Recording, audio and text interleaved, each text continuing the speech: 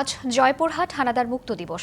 ১৯৭১ সালের এই দিনে মুক্তি সেনারা সংগ্রাম করে হানাদার বাহিনীর হাত থেকে মুক্ত করেছিলেন জয়পুরহাট জেলা। মুক্তিযোদ্ধাদের আগমনের খবর পেয়ে জয়পুরহাট শহর ত্যাগ করে আগেই বগুড়ার দিকে পালিয়ে যায় পাক সেনা ও তাদের দোসররা। ১৯৭১ সালের ১৩ই ডিসেম্বরে মুক্তিযোদ্ধা কমান্ডার খন্দকার আসাদুজ্জামান বাবলুর নেতৃত্বে একদল মুক্তিযোদ্ধা ভারত সীমান্ত অতিক্রম করে ভুইডোবা হয়ে জয়পুরহাটে মার্চ করে। ১৪ই ডিসেম্বর সকাল ১০টায় তারা শহরের জেলা পরিষদের ডাক বাংলোতে স্বাধীন বাংলার পতাকা উড়িয়ে জয়পুরহাটকে শত্রুমুক্ত ঘোষণা করেন। দীর্ঘ ৯ মাস সংগ্রাম চলাকালে পাক হানাদার ও তাদের দোসররা জয়পুরহাটের বিভিন্ন অঞ্চলে ব্যাপক লুটপাট, ধর্ষণ, অগ্নিসংযোগ ও হত্যাযজ্ঞ চালায়।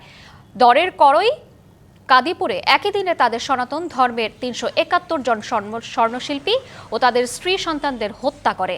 আর পাগলা দেওয়ানে হত্যার পর গণকবর দেয়া হয় শত শত মুক্তিকামী মানুষদের। দীর্ঘ ৫৩ বছর পরও ষড়যন্ত্র রুখতে স্বাধীনতার পক্ষে শক্তিদের ঐক্যবদ্ধ থাকার আহ্বান জেলার এই মুক্তিযোদ্ধা কমান্ডারের।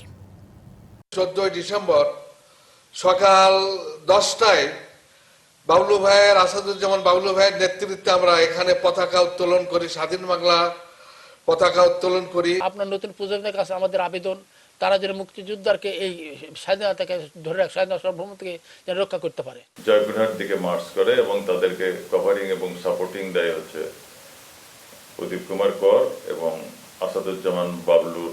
তারা ডাক বাংলায় আশ্রয় নেয় এবং ফ্ল্যাগ হোস্টিং করে স্বাধীন বাংলাদেশের ফ্ল্যাগ হোস্টিং করে। নতুন এবং ফিরে আসা গ্রাহকদের জন্য নগদে চলছে ক্যাশব্যাক সহ প্রতিদিন হাজারো উপহার জেতার সুযোগ। হবে আশা আর ফেরা সারপ্রাইজ সেরা।